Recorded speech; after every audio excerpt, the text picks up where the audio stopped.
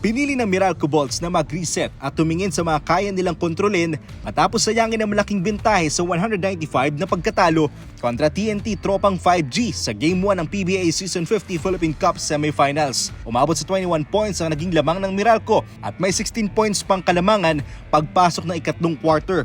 Bago binaliktad ng TNT ang takbo ng laro sa isang malakas na ratsada na naglipat ng momentum. Naging sentro ng usapan ng free throw disparity lalo na sa third quarter. Ngunit iginit ni Bong Quinto na hindi doon dapat umikot ang paghahanda ng Bolts para sa Game 2. Hindi naman kasi nakita ko dun sa loob na medyo, syempre, siguro yung kapal or nipis ng tawag.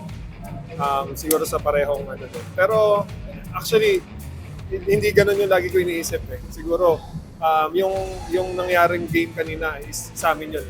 Kumbaga, lamang kami ng 16 points ata pagpasok ng third quarter. So sa amin yun.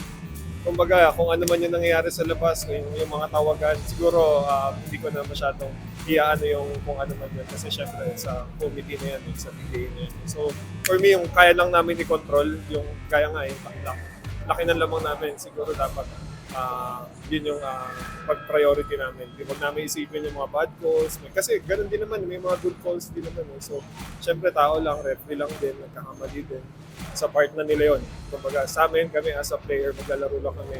Kung ano sasabihin ng mga coaches namin, game plan namin, yun yung gagawin namin. Siguro, lagi sinasabi sa amin ng management namin na maglaro lang kayo, kami na bahala sa mga referee. So for me, yun yung ginagawa ko. Yun lang yung lagi ko iniisip na may control namin yung lamang namin, so dapat doon palang ginawa namin ng paraan na maglaro kami as a team defense, offense. Siguro hindi nangyari yung game kanina. So yan, babalik lang tayo ulit game 2. Talagang nagtatrabaho kami para makuha namin yung game 2 and then tuloy-tuloy. Ayon kay Quinto, responsibilidad ng koponan ang nangyari sa loob ng court, lalo na sa paghawak ng kalamangan at pagtatapos ng laro. Dagdag pa niya, ang isyong may kinalaman sa officiating ay hindi nasaklaw ng kanilang kontrol at mas makabubuting ito ng pansin sa execution, composure at depensa. Tinukoy din ni Meralco Head Coach Luigi Trillo ang dami ng free throws ng TNT bilang isa sa mga salik sa comeback ng Tropang 5G. Gayunman, malinaw ang direksyon ng Bolts.